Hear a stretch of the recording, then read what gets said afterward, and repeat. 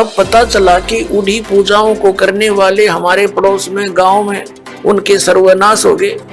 कभी बुद्धि नहीं गई कि ये भी वही पूजा करते हैं और इनका कति नाश हो गया और हमें कैसे लाभ मिल रहा है। वो प्रारब्ध कर्म ही हमें प्रफुल्लित हो रहा था।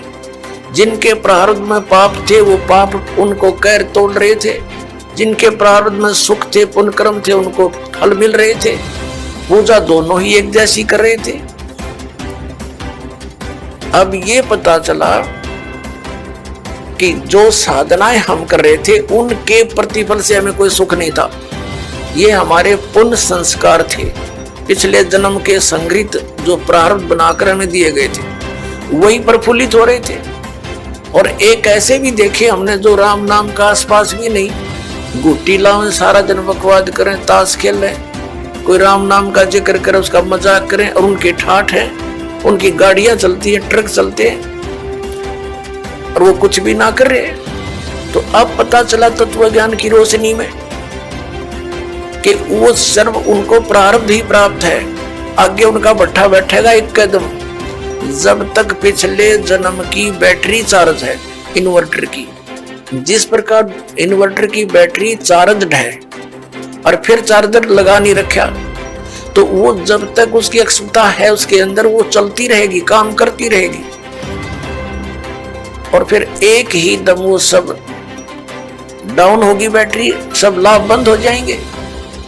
ठीक इसी प्रकार जिन पुण्यकर्मी प्राणियों के पिछले पुण्य उनके साथ हैं, आज वो कति सुखी दिखाई देते हैं, और वो भक्ति भी ना करते, वो भक्ति भी नहीं करते, और करते हैं तो शास्त्र विरुद्ध कर रहे हैं, और वो फिर भी सुखी नजर आते हैं। तो उनको ये भ्रम हो चुका है कि हम जो पूजाएं करते हैं ये हमारी इस भक्ति के प्रतिफल में मिल रहे हैं, तो ये उनकी भूल है। इसी प्रकार सतयुग, त्रेता, द्वापर में सभी प्राणी, वो बहुत पुण्यकर्मी प्राणियों का जन्म उन युगों में होता है, तो उनके पूर्व जन्म के संस्कारों से उन्हें फल लाभ मिलते रहते हैं। वो सोचते हैं हम सुखी हैं इसी साधना से, तो उनको कोई कहे कि ये पूजा छोड़कर ये करो, वो नहीं मानते। दूसरा कारण उस समय क्या रहा कि उस समय शिक्षा नहीं थी।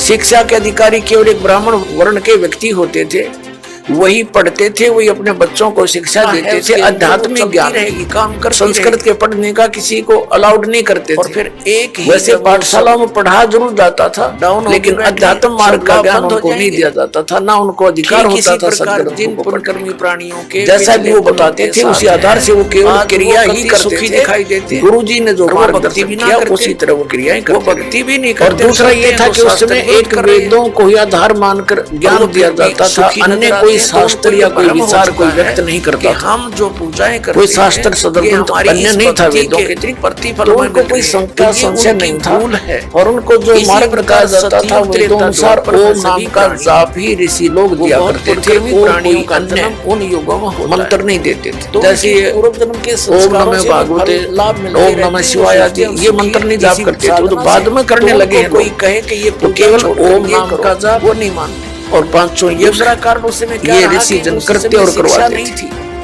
शिक्षा के उस समय जो साधना वो ओम नाम का जाप और गुरु परंपरा से करते थे, उनको भविष्य की एकत्रित होते थे, लेकिन लाभ उनको पिछले संस्कारों से मिल रहा होता था। वैसे पाठशाला ओम नाम के जाप से उनको क्या लाभ होता था, ब्रह्मलोक प्राप्ति उनको नहीं दिया जाता था, ना उनको। जैसे आपने श्री महावीर जैन जी के जीवन में बहुत बार दिखाया थे, उसी आधार से वो महापुरुष वेदों अनुसार साधना करते थे, जिस कारण से 80 लाख बार तो वो देवता। और दूसरा ये था कि उस समय एक वेदों और फिर कितना कर टूटा पाप के कारण कोई 60 करोड़ बार गधा, 30 करोड़ बार कुत्ता।